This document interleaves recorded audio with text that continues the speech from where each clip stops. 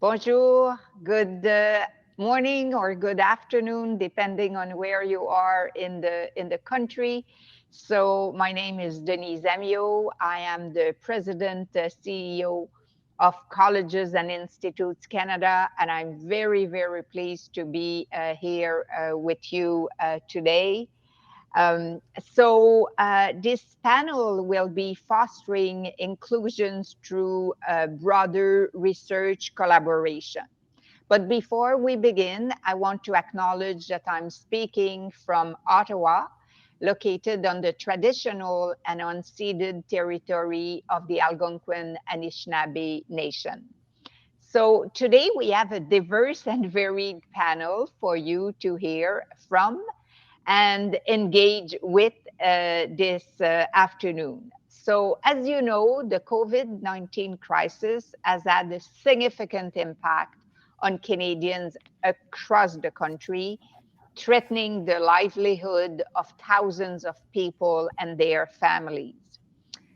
But for vulnerable and underrepresented groups such as Indigenous peoples, women, immigrants, and racialized communities, COVID 19 has only deepened and exacerbated systemic and deeply underlying inequities.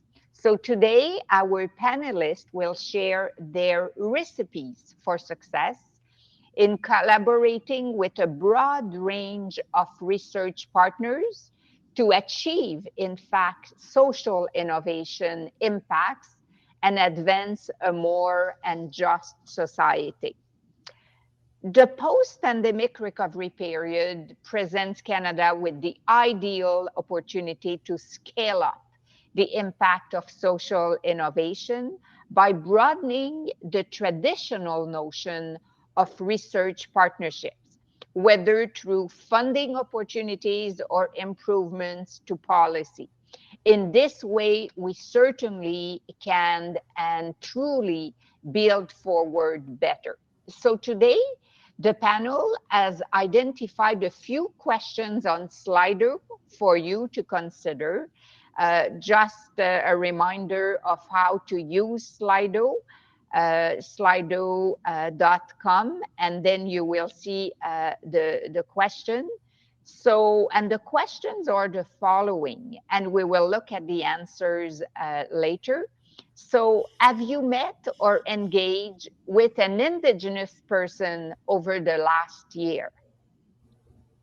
Second question, how many books have you read written by Indigenous authors in the last year? And what are their titles? Third, have you read the Truth and Reconciliations Commission calls to action? The reasons why we have those questions today, it's really to get a sense of who is the audience and also to help us better orient our talk today. So first, I will turn to our first panelist, Gail Bucket. She is Vice President of Programs at MyTax. And I will not give you her full bio because it is in the program and it would be too long and Gail would not have time to talk. So Gail, the floor is yours. Thank you very much, Denise. I also will not give my bio because people can see what's been posted, but I am here on behalf of MyTax, which is a national not-for-profit organization, and the topic of this panel session today really strikes at the core of sort of who we are as an organization and what we do at MyTax. And what we do is build collaborations for research. So the topic, as Denise mentioned for today, is inclusion through broader research collaboration and building forward better. And we think we can all agree, and we have all seen the impacts of the pandemic over the last 18 months. And it really has kind of highlighted some of those cracks in our society that are affecting underrepresented groups more so than others. So this is a very, very timely topic. And I'm going to introduce a term that we are using at MyTax, and that is inclusive innovation. Because really, MyTax is here to drive innovation in Canada. Innovation is what we need to do to improve our um, quality of life right across the country. So when we talk about inclusive innovation, this is not it's not just a nice thing to do. There is, of course, a moral impetus to inclusive innovation, but I think what some people maybe have a hard time understanding is, in fact, there is evidence to show that there's an economic case for for inclusive innovation as well. Innovation generates economic and social benefits for Canada and, frankly, for the whole world. Um, when we bring the right people together, there are many studies that show that embedding policies that really drive and foster inclusion will help not only prevent deepening inequalities, but will generate more and better, i.e., higher quality innovation that will really drive growth and most importantly, perhaps, is to result in a more equitable distribution of the benefits of innovation. So there's a couple of important components to this. I think when we talk about inclusive innovation, often we're thinking about participants in the process. Are all groups able to participate in the innovation economy? I think we definitely see that there are systemic barriers for participation across a number of groups. And when we talk about underrepresented groups or equity seeking groups, there are multiple dimensions to that as well.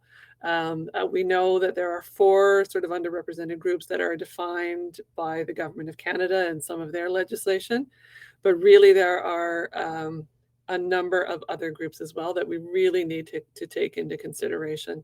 At the end of the day, we need all hands on deck. We need all the brains we can get, and we need all the talent that we can get on board to help us really drive innovation in Canada.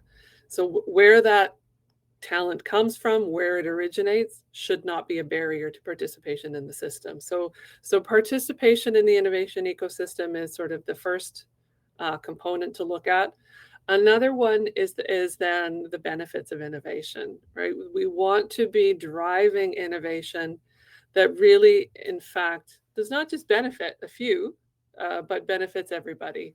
So it's participation in the process, and it's making sure that those benefits are equally distributed and that everyone has access to the benefits that derive from that innovation. There's one other kind of component to this that I wanted to highlight as well, and that is around the innovation that stems when we actually are specifically trying to address the needs of underrepresented groups or groups of people who aren't necessarily traditionally around the table.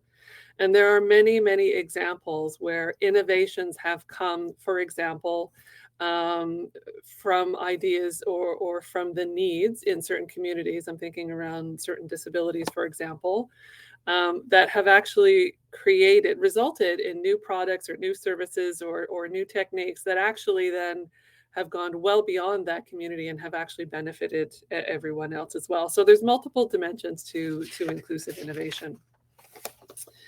My next slide is just showing a couple of statistics that, again, to drive home the point around the case for inclusion and that it's actually good business. It is good business practice to to create as much diversity as you can in your teams and in your organizations. It really does impact the bottom line, right? So if you're a company, it does benefit you to have diversity on your team. Companies that, for example, are 25% more likely to experience above average profitability than companies without this similar gender equity. There are similar statistics around companies with more ethnic diversity in their makeup, and they outperform their peers by 36% in terms of profitability. And those percentages have been going up over the last number of years. So I won't go into a huge number of detail on the graphics here, but really wanted to underscore the point that there is an economic benefit to diversity.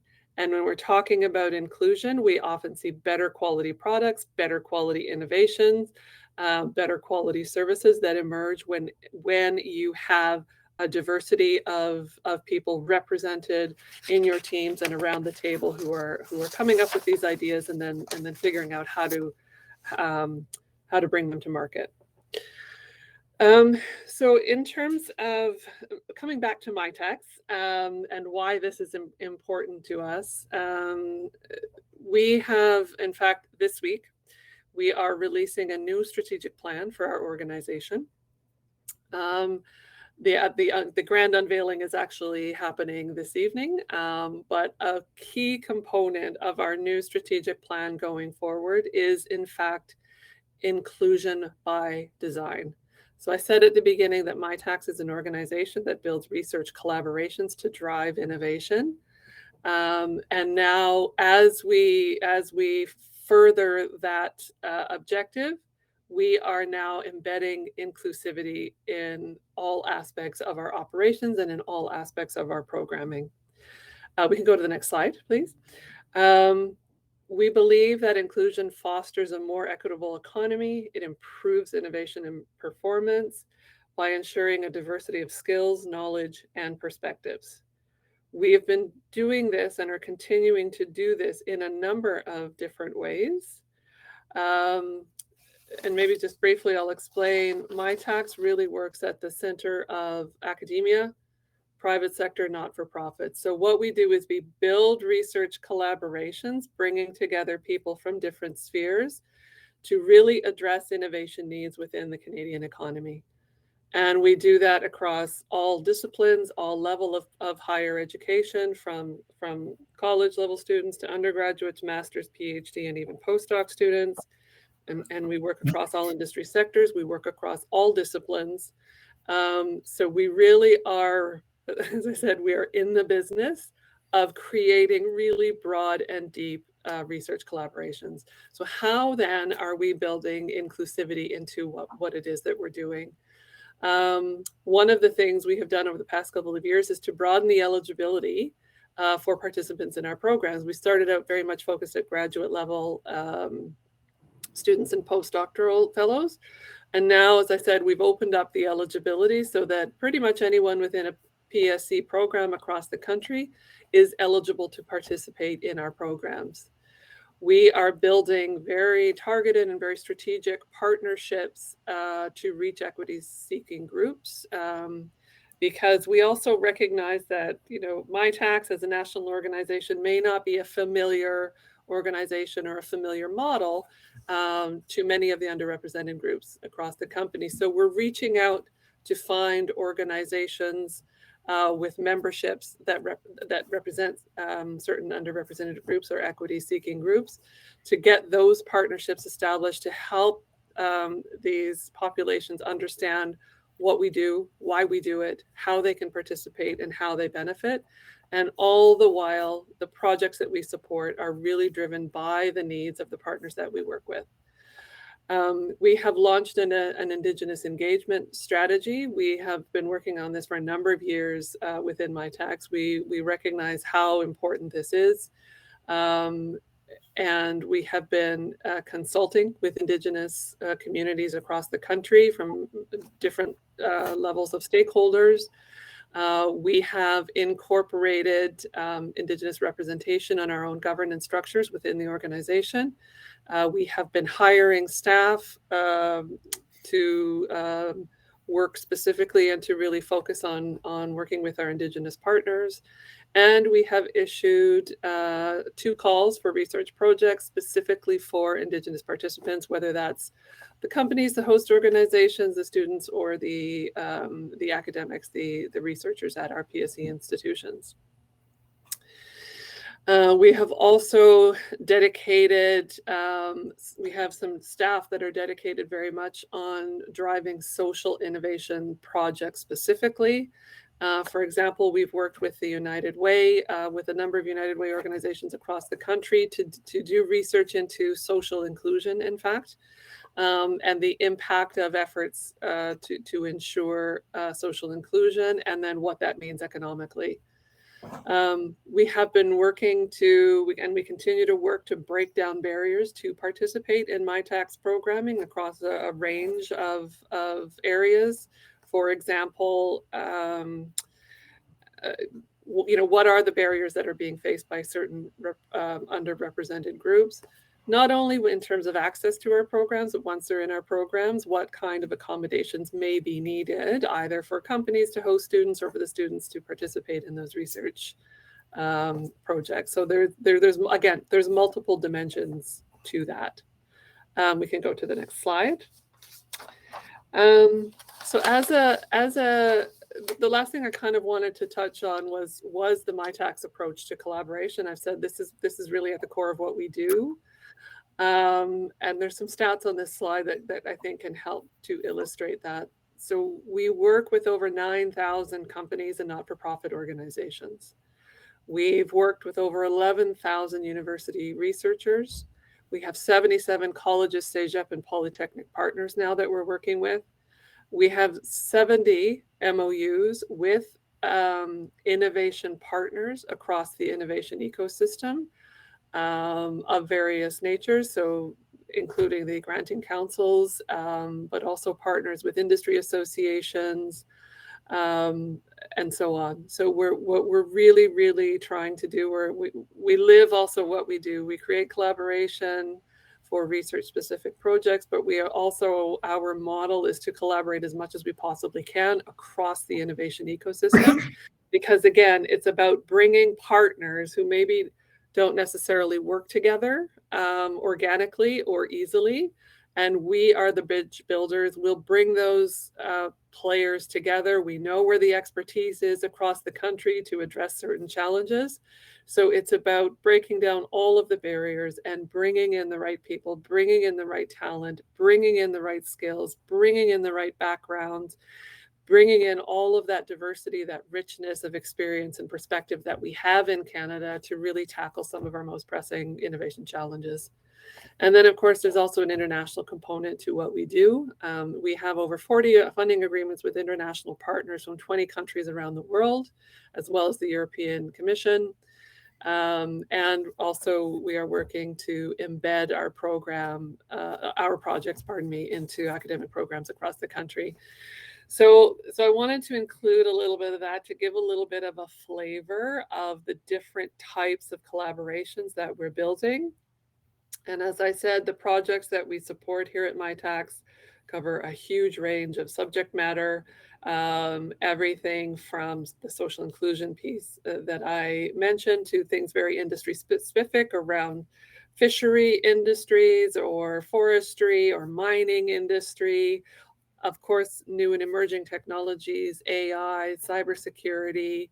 And again, in every one of those areas, it's really about building the collaboration that brings that diversity of knowledge and expertise together. And that's where the magic happens. It's when you break down those barriers, when you build those bridges, and you have all those perspectives working together, that's when the sparks fly, and that's when you can really drive innovation and come up with new ideas and new ways forward. So that's a little bit of the MyTax story, Denise. I know we were asked to talk about sort of our individuals' recipes for broadening research collaboration. That's a bit of a high level overview, but I'm sure we'll get into more specifics as we get into the Q&A. So thank you everyone for your attention, and thank you again, Denise, for inviting MyTax to be part of this presentation. Because you made the case for why inclusion, talking about the benefits, either from an economic perspective, a better innovation, or in fact, better services. And I'm really happy to hear that we got a scoop today with respect to your strategic plan and that now inclusions will be there by design. So it will influence everything that you do at MyTax. So thank you very much, Gail. So Gail will be available for questions. So meanwhile, I'm moderating the Q&A. So if you have questions, don't hesitate to put them in the chat box. So let's move to our second speaker, and it's a nice segue. So our next panelist is Kevin Holmes. Kevin is Managing Director, Special Innovation Lab at Algonquin College here in Ottawa. So please, Kevin, and I believe you also have slides. I do. Thank you, Denise. Oh, by the way, I'll just mention, I got a question from Azadi asking, will you give us access to the slides? Yes, you will be able to have access to this, all the slides presented today. Sorry, Kevin. No, that's okay. Thanks, Denise. And it's great to be here at a policy conference and actually talking about some good policy and maybe some barriers that we all face. So I'm going to tell you the story of SLIDE, and I'll explain what it is in a minute, but I think I really want to start back in 2017 with this report that came out of the RECODE initiative. And it was all about how we as institutions of education across the country, how we embed social infrastructure into those institutions. And it was really, for me, it was sort of a life-changing report. And it was a call to action. And so we sort of took that and began to work on building social infrastructure in our institution, Algonquin College in Ottawa. And so we built this program. Well, first we got an empty lab called the Social Innovation Lab. And we built a program called Service Learning in Design and Engineering. And it's a service learning program that brings together cohorts of students in design and technology. And what they do, we pay them a living wage, and they support our local social sector organizations, social enterprises, charities, community organizations in the area of digital technology, where there's traditionally been this sort of digital divide. So we're helping them advance their digital technology in the community. And we do it for those organizations for free because that's probably really important. Not a lot of them. They're often small. They don't often have the funds or in-house folks who can really handle some of the digital technology requirements that they have. So we set our students loose on that and at the same time give those students education into the social sector and get them embedded in doing good in our community. And so this group here, you see the Smiley group are, I believe that's cohort number 2. And we just released this morning hiring for cohort number 8. We've also embedded that program outside of paid internships in the lab into specific programs. So now we operate in 2 programs, our advertising program that works out of the lab for an entire year for one of their courses. And they, again, provide support to the local social sector in the area of integrated communications. And then last year, we piloted a new program that'll be going again this year with our broadcast television program, where they help to develop high-quality video content, again, for the social sector. So we're acting as social infrastructure for our community. Anyway, so this was all funded through a kind grant from SSHRC, and it was for 2 years. And we had submitted a new grant to begin to scale it because it had worked so well. The community was happy. We had lots of, like the initial call for proposals, we ended up with 100 proposals from the community on areas that they needed assistance with in digital technology. We had lots of students willing to do the work. So we looked to scale it. And unfortunately, in those things that, we all write grants and sometimes they're not successful. But this one for me was really sort of heartbreaking because the system was working so well. So we decided, so this is February. Oh, yeah, and I did get it on my birthday, which I'm pretty sure there should be a rule. You can't tell people on their birthday that their grant was rejected. But anyway, so it wasn't accepted. And so I began to think, and I sort of said, I'm going to take off the summer. I'm going to figure out how to get this program funded. And, but it was sort of sad because it was like, this was a great program. And we see far too often we run a really great program, but then to continue it is difficult. Anyway, so I was set to take the summer off, and then COVID came, and it canceled all the classes for a little while, and everyone moved online. But what it also did, and which didn't receive a lot of coverage, was it really decimated the summer employment options for students in their field of study. We began almost immediately when they closed the campus to get requests from co-op students and placement students who had lost their co-ops or placements. And so we helped get them through those so they could actually graduate. And then we began helping out in the community in a whole bunch of different areas. We ran a program where we used some of our technology in-house to build face masks for the local children's hospital. We did some research on AI to speed up the process of doing systematic reviews in health, because during COVID, of course, all the information was coming really quickly. Within a month, I think there was 8,000 publications. So we built some software to help be able to go through those quicker. And we ended up that summer that I thought I was taking off being one of our busiest summers ever. And the only reason that happened was one tiny little policy change. And I'll talk about that later. But by the end of that 2020, it had been a great year. We had helped 18 social sector clients in our community. We had lots of paid interns and lots of student placements helping our community. And that's sort of the essence of being social infrastructure for our community. And I think for me, I take it back to, it's actually in a mandate, at least in Ontario, for colleges to work on social development within their community. And I think it's been a really positive impact on the community. And you're actually going to get to hear next from someone who actually, we did a little bit of work for them. So I'm going to leave it there for now, and we'll get to discuss it all a little bit later. Fabulous, Kevin. It's like almost if you turn a bad news into a great news, and you were able to use COVID, in fact, as a catalyst for all that. So congratulations. So we look forward hearing from one of your client, if I may use that expression. So this brings me, in fact, to our third panelist today, who is Haley Hetman. She is the executive director of the Causeway Work Center here in Ottawa. So Haley.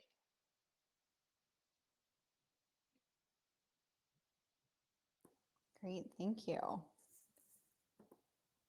Can everyone see my slides? We see you now. Okay, and the slides now. Perfect, okay. Well, thank you so much for having me today. And it's a pleasure to be able to speak after Kevin and to be a part of this group and this conversation this afternoon. So I'm going to tell you a little bit about the work that Causeway Work Center does. So who we are as an organization, Causeway is a nonprofit agency that helps people with mental illness and other challenges find meaningful, rewarding work and live more independently. By matching each person with the right job opportunity, we're helping them to reach their potential while transforming lives with purpose and belonging. So what makes us different from traditional employment opportunities or traditional employment organization is that we put the right people in the right position. So our goal isn't to just help people find work, it's really to help them find the right fit. So we're not just trying to help people find employment, but we're trying to transform their lives. And we treat every person differently because every person is different. So that means taking a holistic view of each person and connecting them with the right supports to ensure that they can succeed.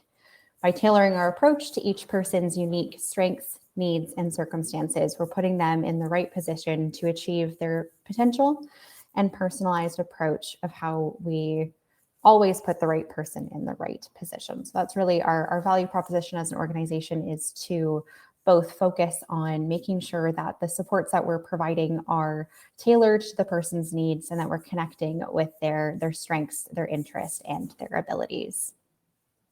Our mission is building better communities by employing each person's ability. So the way that we do that, we have lots of different programs and services that we run. We have in-house employment support programs. So those are our social enterprises, which I'm going to go over in a little bit. We also have in-community employment support. So we have programs that are connecting people with work out in community, whether that's our fast track program, whether that's our long-term employment support program that acts as a liaison between the employee and the employer for multiple years as needed. So really making sure that there are supporting conditions in place for people to be successful long-term. We have a placement program for youth, so connecting them with employment opportunities in community and really supporting that transition as they get their first job or their first couple of jobs. And then we also work with RISE, which is based out of the University of Toronto, and they support people who've had experiences with mental illness and or addiction in starting their own business. So really supporting them to have access to the information that they need and supports that they need. And then on our end, working with them on business plans and a pitch for low interest loan funding from RISE. And then, because we recognize that every person that we support has a variety of other factors that are impacting their life, we do really believe in a wraparound approach. So we have a community supports program. If there are other places where people may be struggling, whether it's finding housing or with food security, or it's accessing a family doctor, being able to be that connector between the person that we're supporting and other services in the community is really essential. So having that warm handoff to other supports, being able to really help them navigate systems that can be quite complex.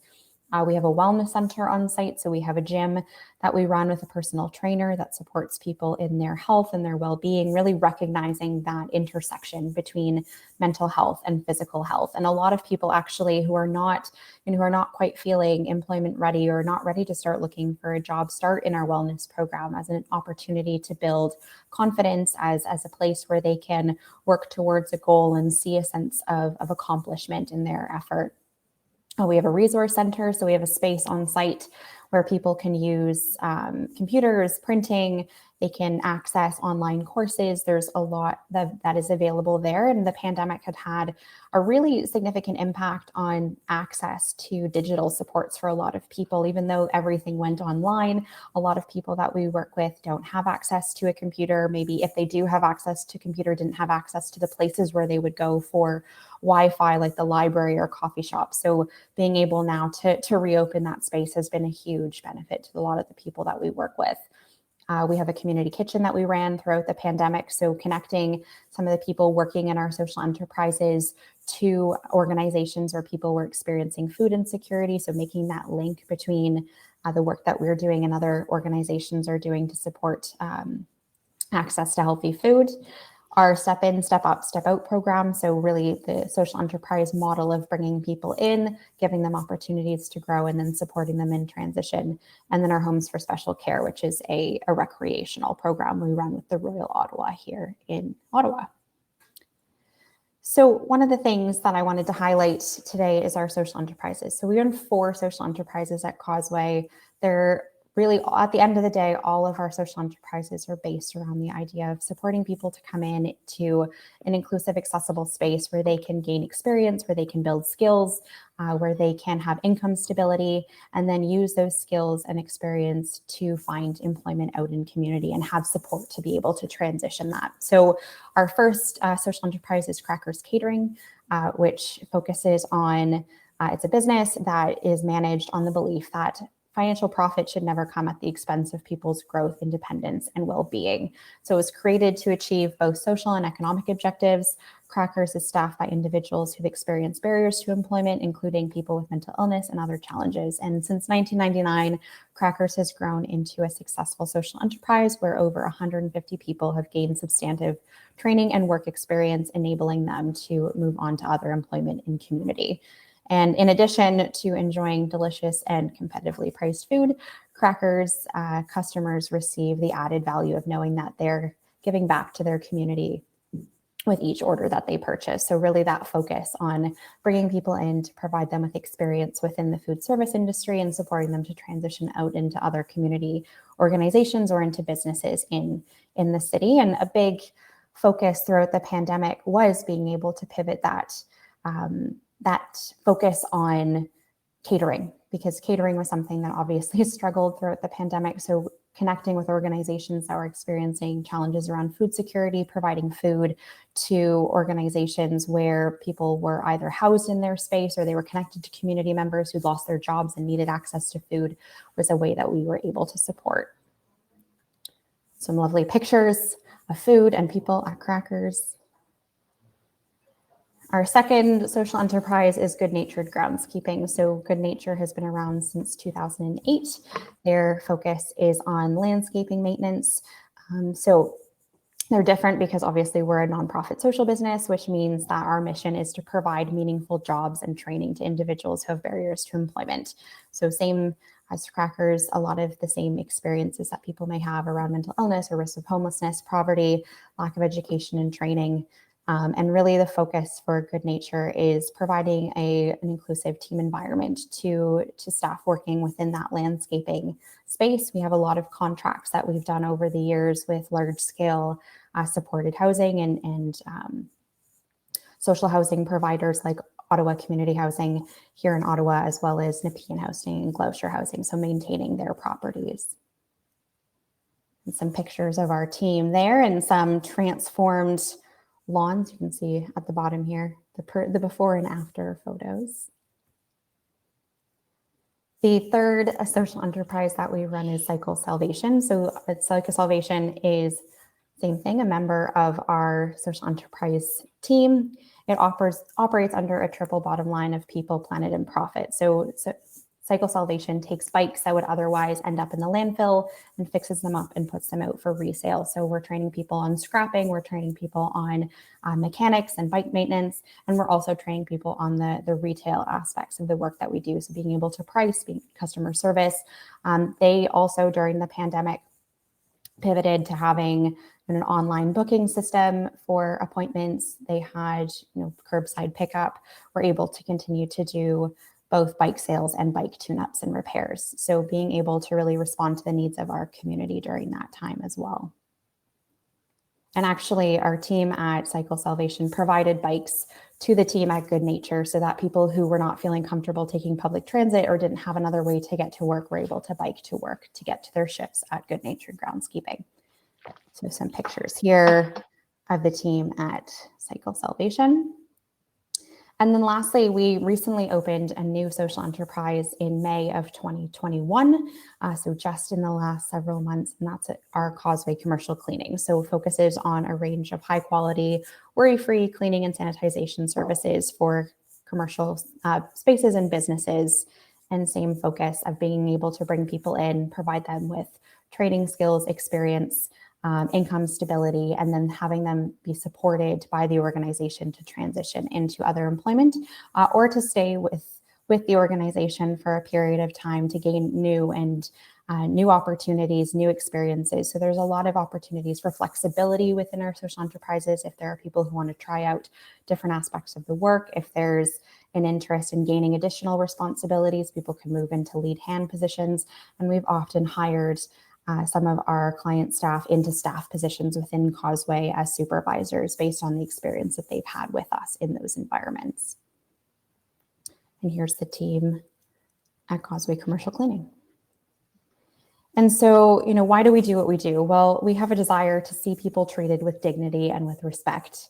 We believe that there is no limit to anyone's potential and that by leveraging their talents and their abilities, we work to shift society's perspective regarding people whose value have not yet been recognized.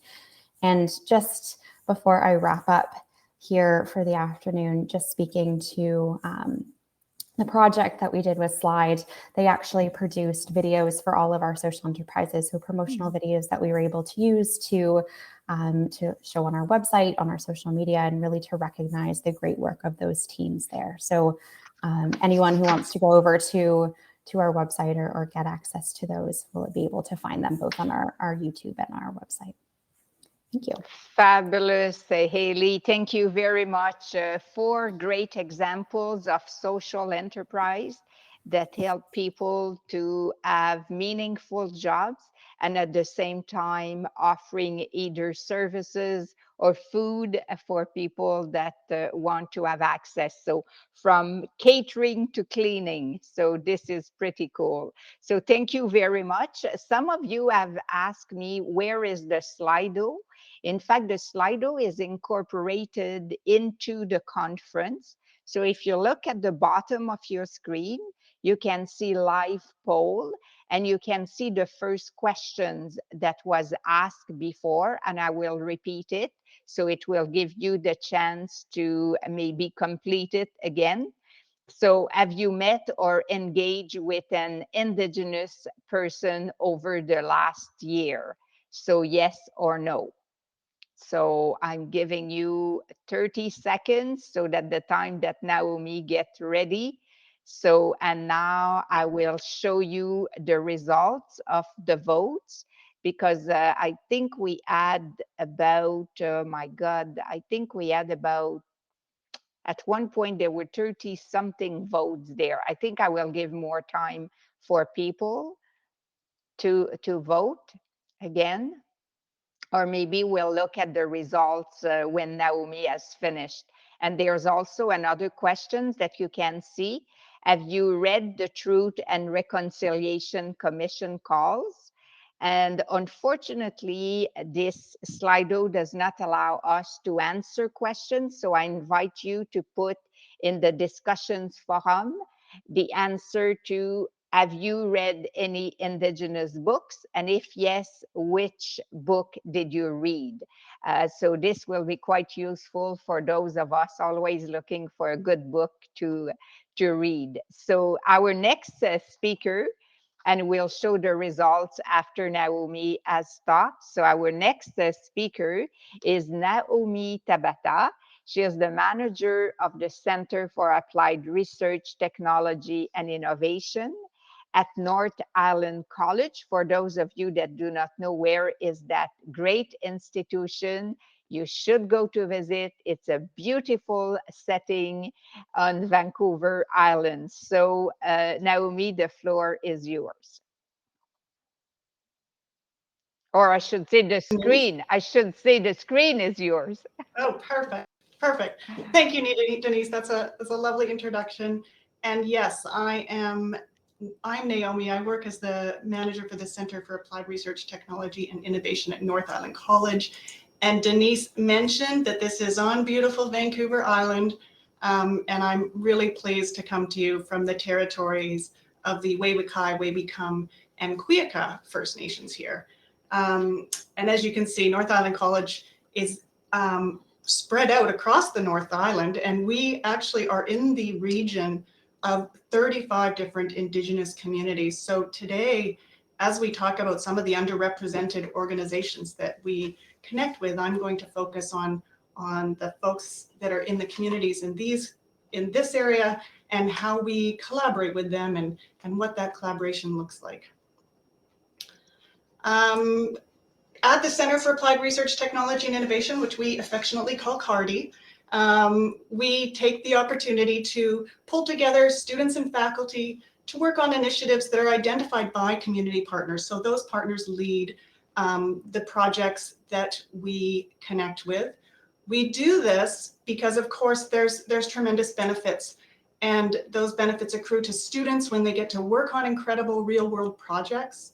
Those benefits accrue to faculty members who get to engage in a project that is relevant to their area of expertise, to a project that is current and in the real world.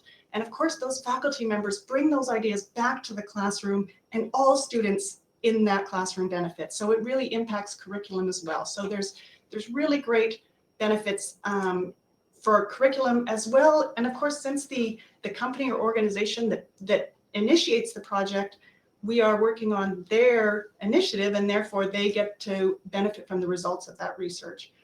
And of course, we love talking about our research and we're always sharing the results. So NIC has the benefit of developing these incredible community partnerships and builds up our awareness within the communities of the incredible expertise that we have here, as well as the capacity and exciting opportunity that there are to work with NIC. So what I want to do today, we've got limited time, but I wanted to share with you a few examples of some of the projects that we are working on with Indigenous communities. And I'll start by talking a little bit about this project. This is an Indigenous language and leadership project. It has come to our attention several years ago that, of course, with the loss of language that is occurring, around the world, some really critical leadership concepts that were embedded in the language, some cultural concepts, those were being lost along with the language itself. So we developed a project in collaboration with the Kwakwaka'wakw elders to sort of dig deeper into that question. What are the leadership concepts that might be being lost as a result of the loss of language? How can we capture those leadership ideas, and how can we bring those ideas back to youth who may not have the language? So we did that for a few years, was very successful. We built on that original small project to now have a fully Indigenous research team, which is now going to build an AI tool. So they're going to build an artificial intelligence tool in order to embed those cultural concepts into language learning, enable to help new learners to access the language, and able to support existing language speakers to restore and retain those language information, and really to build on the knowledge base that is unfortunately being lost. So we really want to maintain that, help new learners learn, and embed those cultural concepts in community for future generations. So this, of course, is a really exciting project, and it is supported by MyTech. So thank you to Gail and her team, who have done a great job there. It's a multi-year project, and we're just thrilled about the opportunities here. This is another one of our projects I wanted to touch on. We call it Raising Student Nurses. And for over 10 years, North Island College has been sending fourth-year nursing students into Indigenous communities to learn about healthcare in those communities. And of course, these students are in their fourth year, so they're almost done their degree. They very often have ideas about where they want to work or what their career path might be. And so we asked ourselves the question, and community actually asked the question of us, why fourth-year nurses? Why don't you send us first-year nurses? What would the difference be? And so we thought this was an incredible question. We decided to send first-year nurses into community to do some land-based learning that is community-driven. So community partners decide what those students need to learn. What does a healthcare student need to know about my community? What do they need to know about, what is it like to live in a remote and rural community and try and access healthcare? These are really, really interesting, and it turns out quite enlightening perspectives for our first-year students to have. So we did this project in 3 different communities with our first-year nurses. We discovered that it is completely transformative.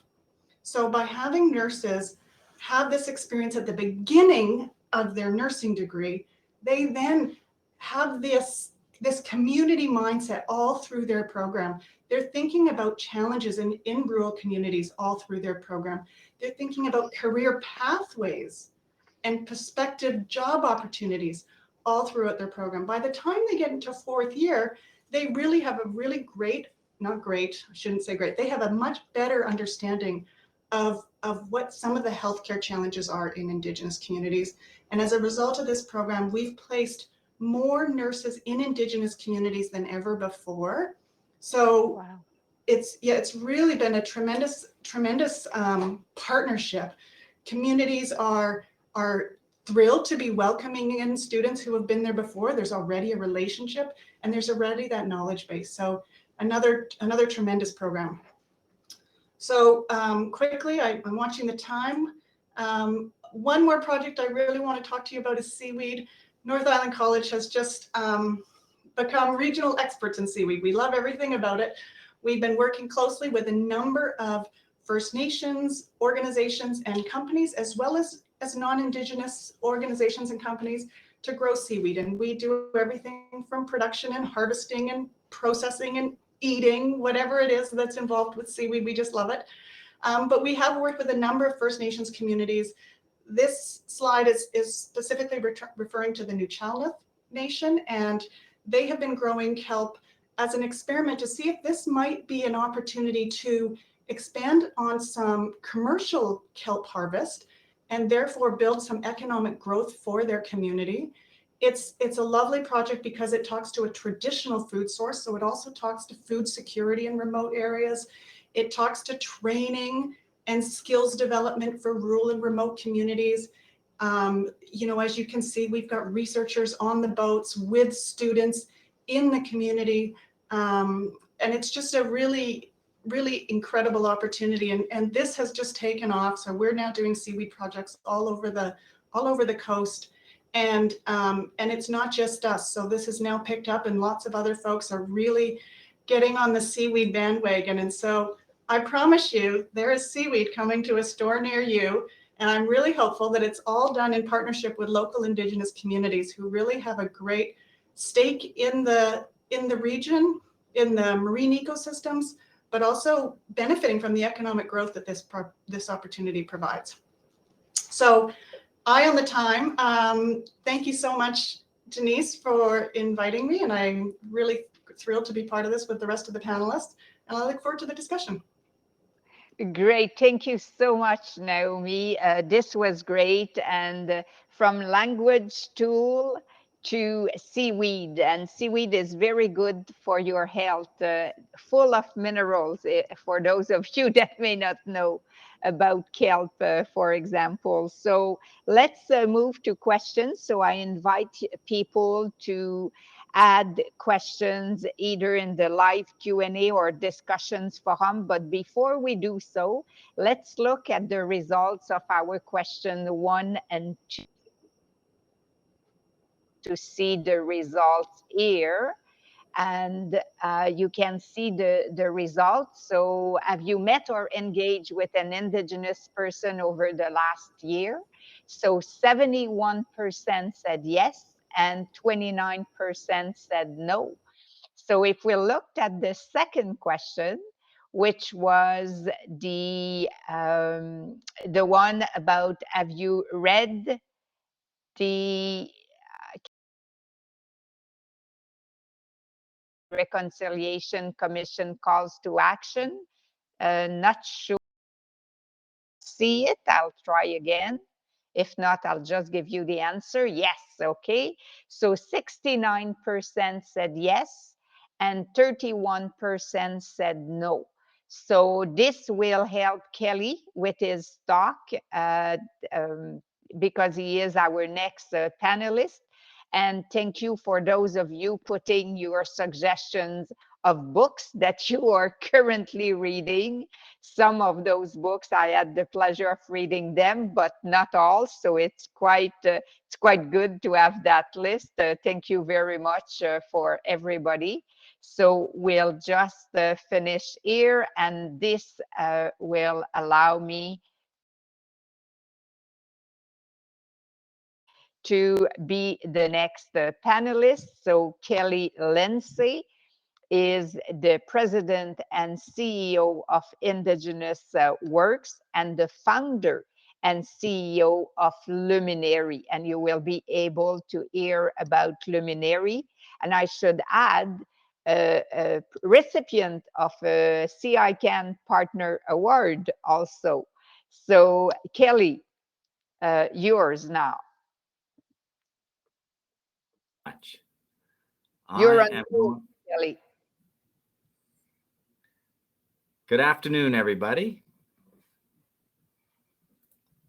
I'm going. There we go.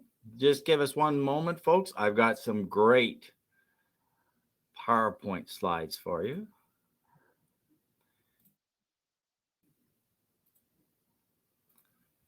How's that? Can you see that? Perfect. Oh, with the beautiful northern lights.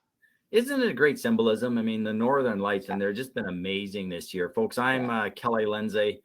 As Denise said, great to join my fellow panelists here. I'm speaking from Treaty 4 in the Métis homeland of Saskatchewan today. And I want to talk and continue this conversation. You've heard some great ideas and concepts around innovation. And this is exactly what Canada and the world needs is innovation. And Luminary is an initiative we started 2 years ago. We actually started down this road with our friends at MyTax. And it's to build this innovation network, this most impactful network with programs and services that could service the academic community, the research agencies, and Indigenous businesses to grow research and collaborations for economic transformation, employment, and well-being. Now, there's really a few drivers to this. First of all, we know that there's an engagement and trust gap, and residential schools, the discovery of grave sites have underscored this trust gap. There's a knowledge gap. We really don't know who is doing what. There are very few collaborations. Today, you started to get some sense of the potential from some of the great stories that you heard that are underway. We really don't have any good documentation. It's quite poor. There's no baseline in terms of who's doing what at colleges and universities, and certainly in terms of Indigenous businesses and communities, who's really innovation ready and research ready. So there is this engagement gap, and that's really the picture and the vision, why we're all working, is we want to go from this history of exclusion. This is the history of residential schools. Today, we've got, the deficit side of the agenda, folks.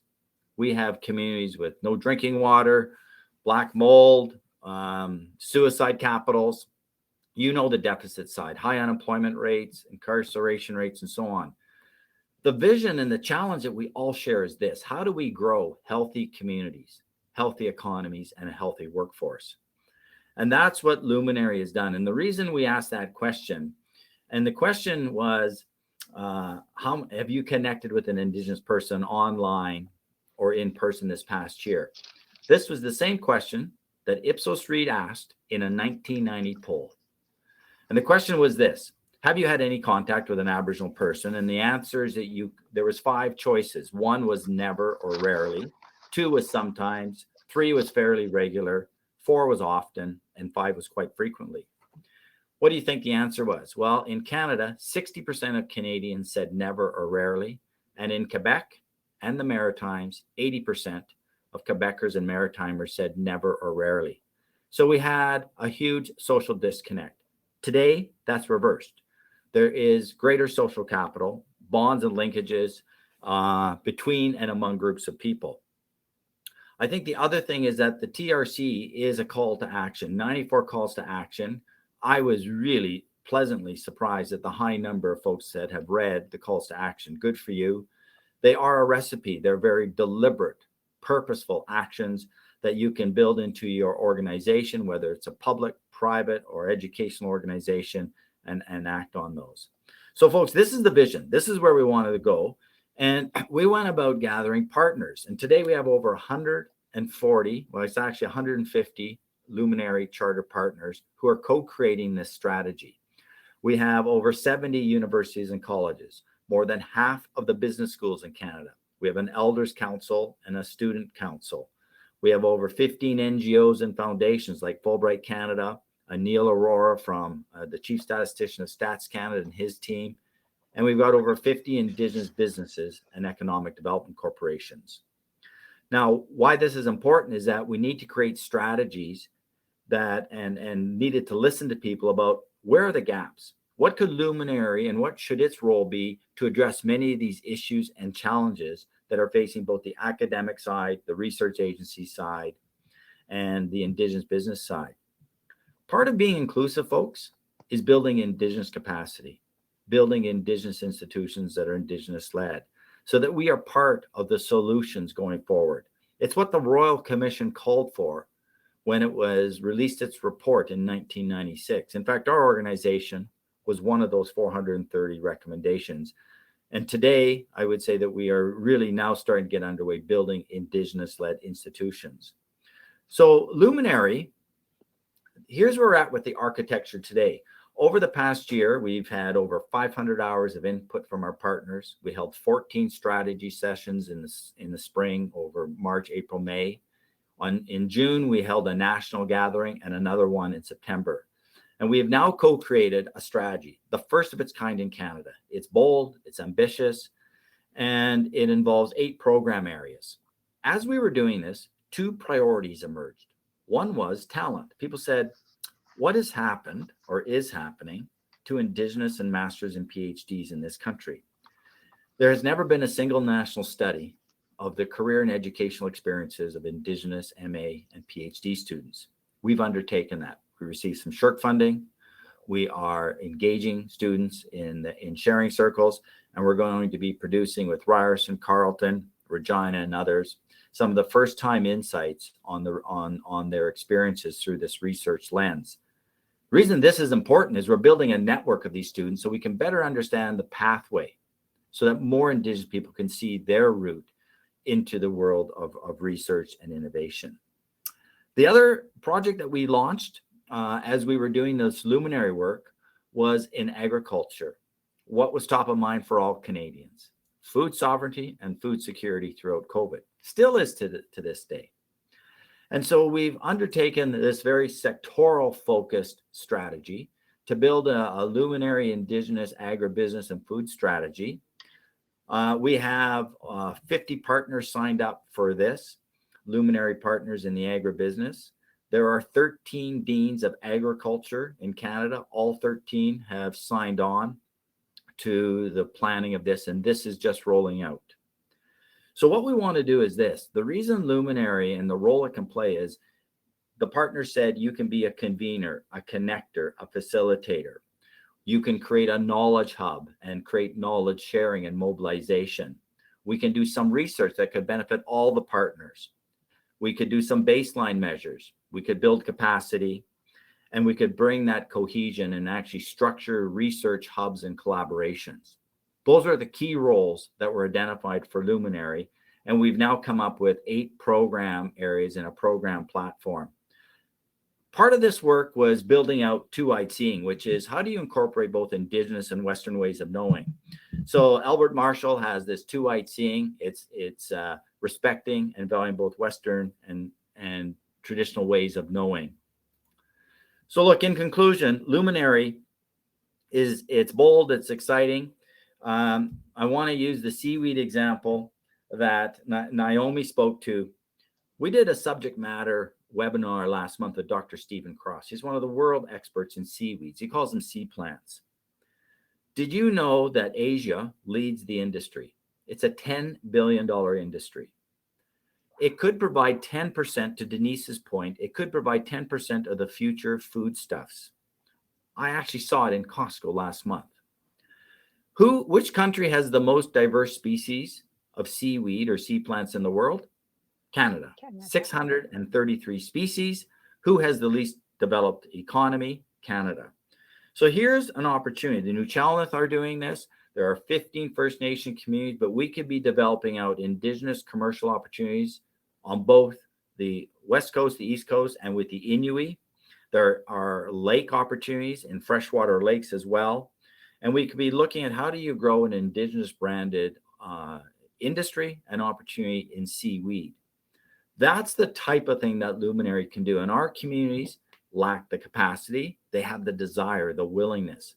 They want to see how they can be involved. We need to then get the engagement, readiness of academia to work with our communities. And we need to build clusters of experts that want to play and work in this area. And when we do that, we're going to create this well-being, this economic transformation that can lead to jobs and make a difference. So really, this is the essence. We've uncovered some other cool things. There's a potato with the Katzie First Nation in BC called the wapato. It was commercialized 700 years ago using their commercial trade patterns. This food source, how could it come back? What's the nutritional values? Many research questions.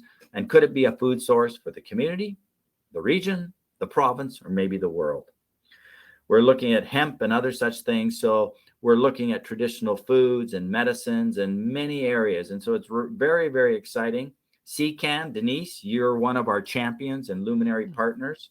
We've got the Business School Association of Canada, Universities Canada, Polytechnics Canada, and CCAN all as luminary partners. So stay tuned. It's going to be, we think, one of the most impactful things we could do to grow social and economic innovation in Canada. Miigwech. Miigwech, Kelly. This was fabulous, and I'm glad that you talked about seaweed. And it was a nice segue with the presentation made by Naomi with the seaweed on the West Coast. And it's interesting because Cégep Gaspésie-Les-Îles is also quite involved in seaweed research. So we need to connect you with them. And Cégep Victoriaville is focusing on food security and in indigenous ways. So I think there's a lot of potential connections. So let's open the mic. So please begin to use the discussions forum for your questions. So while I wait for questions, I will start to ask some questions to our great panelists. So I will ask you one first, Gail. So what have been some of the challenges that MyTax has experienced in mobilizing different innovation actors in the ecosystem? So go ahead, Gail. And short answer so that we have as much time as possible to have more questions.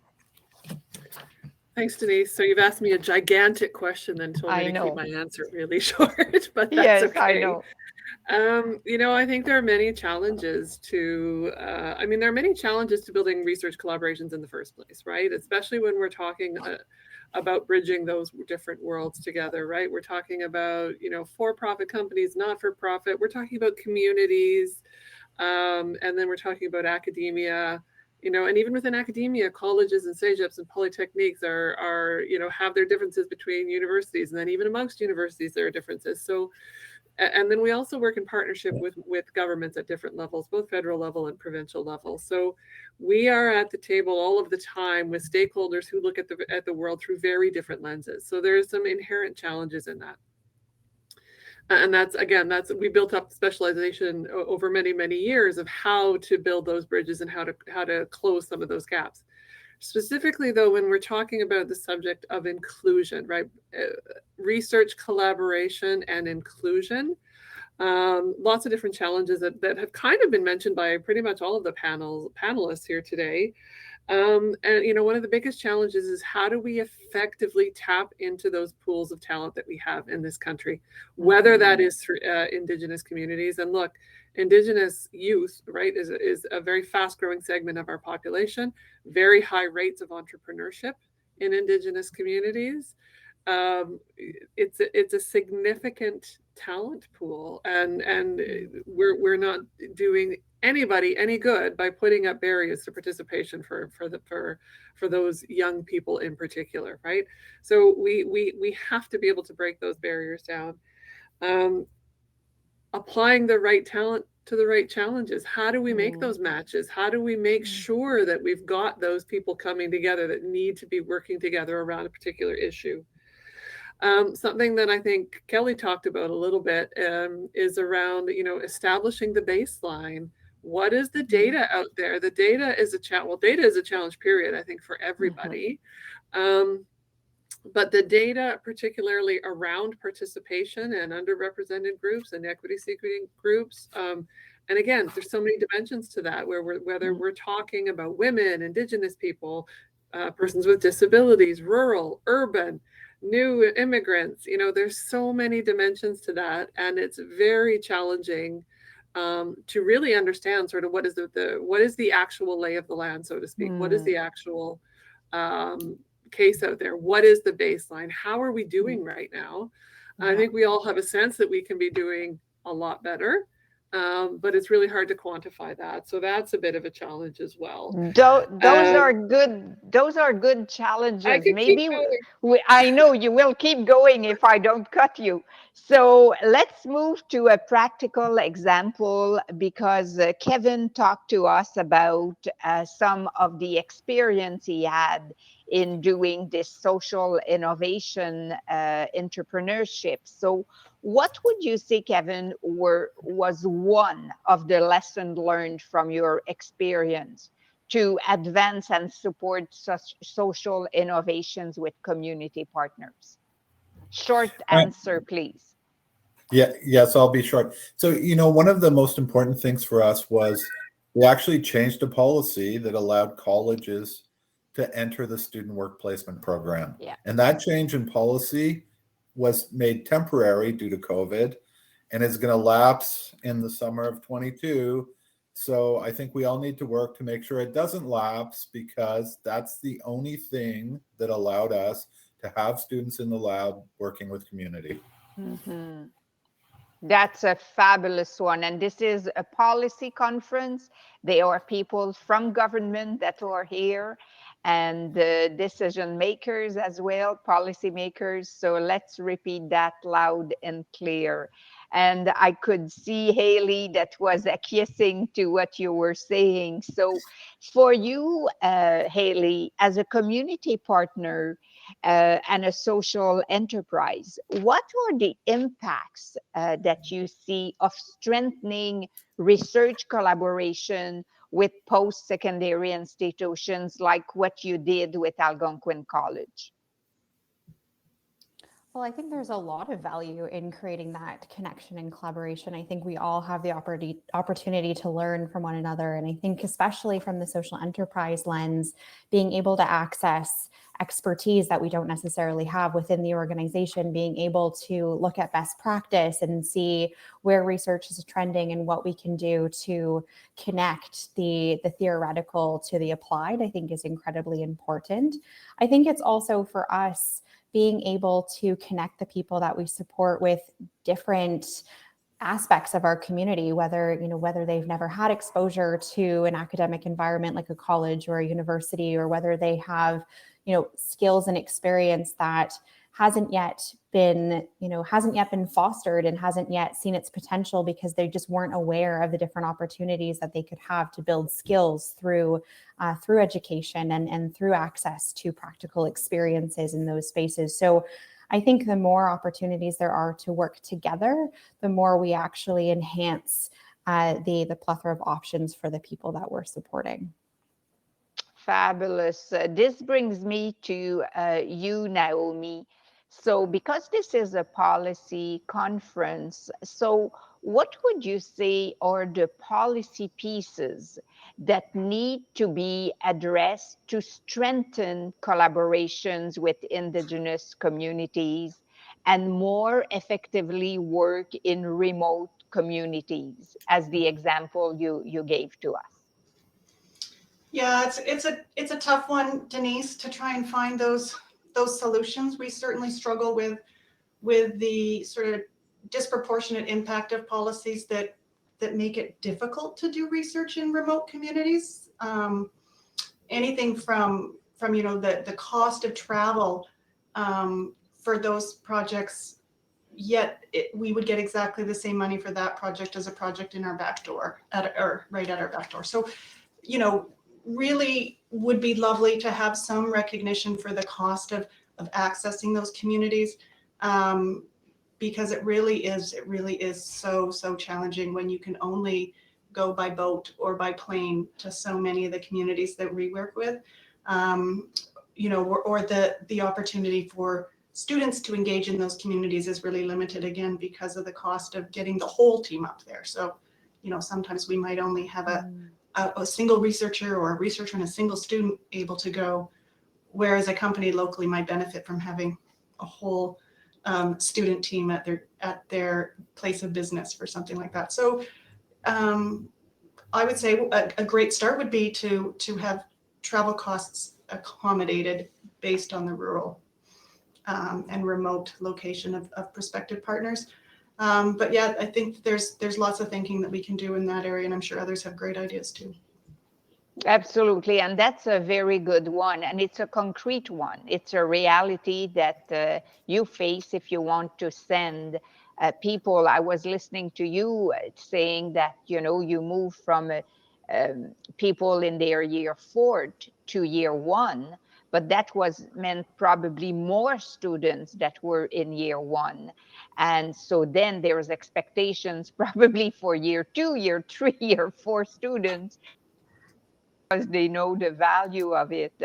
But certainly, when you look at the results, having more students going to work in those communities makes it a very worthwhile initiative. So, if I ask you, Kelly, what do you see as the state of engagement in research and development with Indigenous peoples and communities? Because you've been at Luminary now for a few years, and you are well placed to comment on this. Low engagement, 1 out of 10, maybe 0.5. Wow. Wow. Look, we've been at this really the planning for a year. It's a very rigid ecosystem in Canada. Gail spoke to this. Look, the academic model does not encourage community-based research. Read a book by Dr. Andy Hoffman, The Disengaged Scholar. Full professors or PhDs that want their master's students to work on their PhD material. And so it's a self-feeding system. There's low relevance to community-based solutions. And just ask. We've asked academia.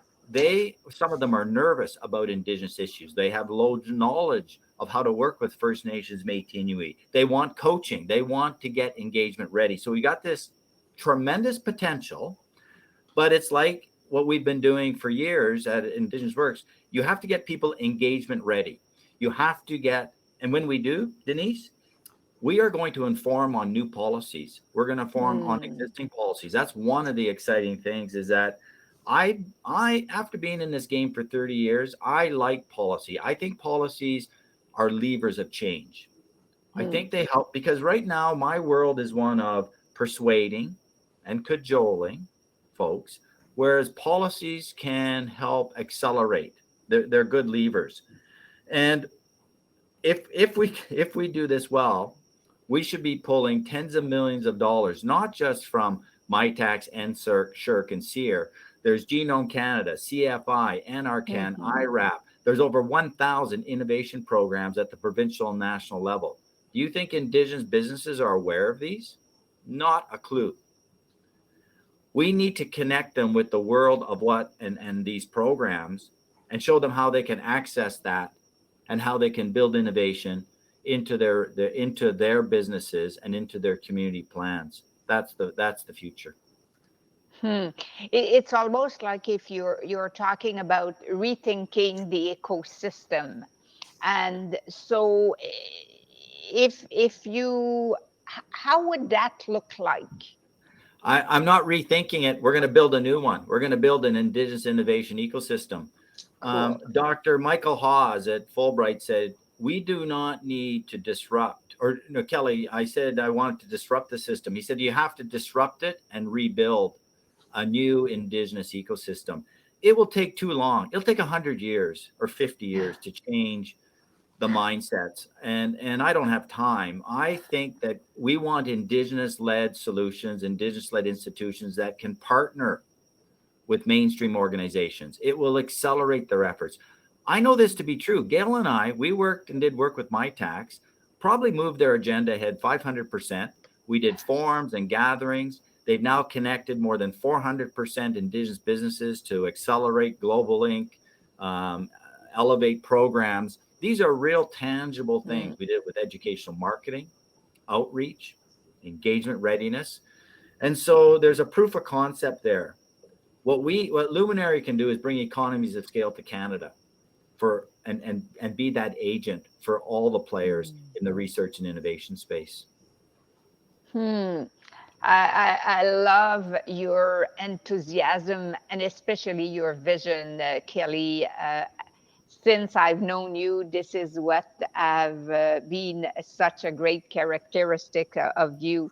So I still don't see any question in the chat box, but I will ask you, if each of you had a magic wand, so what great thing do you want to see that have happened by the end of 2022? So let's start with you, Gail. Well, I was actually going to, Denise, if I could just indulge for 30 seconds, just building on some of what Kelly was talking about and the work that we have been doing with Indigenous communities. So we recently held an Indigenous call for projects. And we did this, by the way, during the pandemic period, where, in fact, MyTax delivered basically 10,000 internships during the last year during the pandemic. We did a specific call for Indigenous projects with Indigenous partners. Highly successful. Really fantastic projects that have come out of that call, including supporting the revitalization of Indigenous languages, including some very sector specific research around fisheries or land use. So I just want to underscore that we have really focused and really put our energies into addressing the barriers with Indigenous participants in our programs. And we are seeing success. We are seeing things change. We are seeing participation go up. We are seeing an increased understanding of what it is that research collaboration is all about and what it can bring. So I just wanted to underscore that this does work. It does work when you really intentionally focus.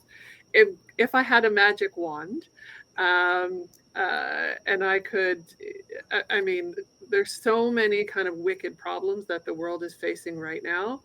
I think, again, coming out of COVID, I think everybody has a new appreciation and understanding of the environmental challenges that we face and the dire situation, frankly, that the world is in. And we're seeing, look what's happening in British Columbia right now. So my magic wand is that we figure it out and we stop that rise in global temperatures and we get our environmental damage under control. One of the only ways that we're going to be able to do that, I think, is through innovation, and we need all that talent around the table to get us there. Yeah. Okay. So acknowledge environmental issues and do something about it. Naomi. Yeah, Denise. Magic wand. I just wanted to point out that there are a couple of questions here. Yes. No, I saw them. Okay, I okay. saw them. Yeah. Okay, I great. just saw them. Yeah. So could you answer, Naomi? Sure, yeah, I can wand. take a stab at these. So there's a couple of questions here, and I'm not sure actually. Looks like Marlene's question and comment have come first, and Marlene is from the island in a Howzit territory, and she's asking a bit about sort of specifically about the language programs that we talked about here. And I agree, Marlene, these are a challenge. She's talking about the challenge with actually translation and losing some of the language, and even perhaps being more damaging when you do that translation. And it's very literal. So absolutely, I'm not an expert in this field, but I do recognize and understand this. And I think that our researchers, that is part of what they're trying to grasp when they do this work, is trying to understand the concepts that are being left behind in the language. And then Marlene has also mentioned that, and this is a big question. So she's talking about timeframes. And the shift to participating with First Nations is already 25 years old. And she's asking, how can the timeframe for engagement be reduced with a decolonization of North Indigenous systems? I don't know if everyone can see these questions, so I apologize if everyone can read them. Okay, so and I think that question, Kevin, is probably addressed to you as well. But I think, I agree. There is a big challenge, as Kelly already alluded to, with making change in a suitable time frame. And I'm part of a small but mighty institution, if I can say, and we don't move quickly traditionally. Although I think COVID has shown that we can pivot quickly. We can make sort of very dramatic change in a short time frame if there is the will or the push to do so. So I don't know that anything is going to change from our end quickly in terms of engaging and decolonizing those existing systems, but I'd love to think that it's sessions like this that will help us get there faster. And like Kelly says, just breaking down the system and building a new one. Good, perfect. Kevin, what would you say? Magic wand. Oh, the magic wand will remove the following statement that a student must be a citizen, permanent resident, or person with refugee status to be eligible for many federal government internship programs. And if I could just take those words away, it would make a better world in our country, because many of those students fully intend to stay here, but we're delaying their ability to develop their careers because they can't access those programs. And I will point out that my tax already has removed that, so hats off to them. But there are so many programs that still have that language, and it's time for us to change it. Absolutely, because here we talked about bringing, ensuring that international students become immigrants. So this would certainly be a great way to integrate them. Absolutely. Well said, Kevin. So what about you, Haley, if you would have a magic wand? Say, those are all really great. And if I were to have a magic wand, I think I would just create more opportunities for intersection between community organizations and institutions and research. I think that right now they're very separate. And so opportunities to come together and create communities of practice and learn from each other and get exposed on both sides of the fence of what's happening in terms of the research space, but also how that's impacting community and what the sticky issues are that are impacting different members of our community and the organizations that are seeing people firsthand. I think that would give us a lot more insight into where to focus those research efforts to have the maximum impact. And also on the other side would give us ideas and tools and resources to pull from as organizations to be able to create that impact more quickly in community. Great. Well said, Haley. So what about you, Kelly? Just recently, NSERC and Luminary this week hired our first person, Krista Thompson, a Mi'kmaq out of Nova Scotia. She's our Indigenous Innovation Partnership Officer. So 3 things I want to see by the end of 2022 with my magic wand is that we have funding to launch Luminary. It's got 8 program areas. Number 2, I would like to see our Indigenous Research Talent Network launched. And number 3, I want us underway looking at and examining the creation of Canada's first Indigenous Wellbeing Index. 22 nations around the world now have well-being indexes. It started with Bhutan, but then Jacinda Ardern implemented it in New Zealand's budgets. And we think that an Indigenous Wellbeing Index will be good, not just for Indigenous people, Canadians, and all Canada might want to copy it. I hope we're underway. Wow. Hard to follow after this great, not insight, but wish that can be a reality, as you said, that have happened in other countries, in fact. So on this, Gail, Kevin, Haley, Naomi, and Kelly, thank you so much for this panel. Thank you for your insight. Thank you for talking to us with, your wish for the future, and let's hope those things will happen. Un gros merci à vous tous et toutes pour un fabuleux panel. Merci beaucoup à tout le monde. Bye. Bye, thank you. Thank you.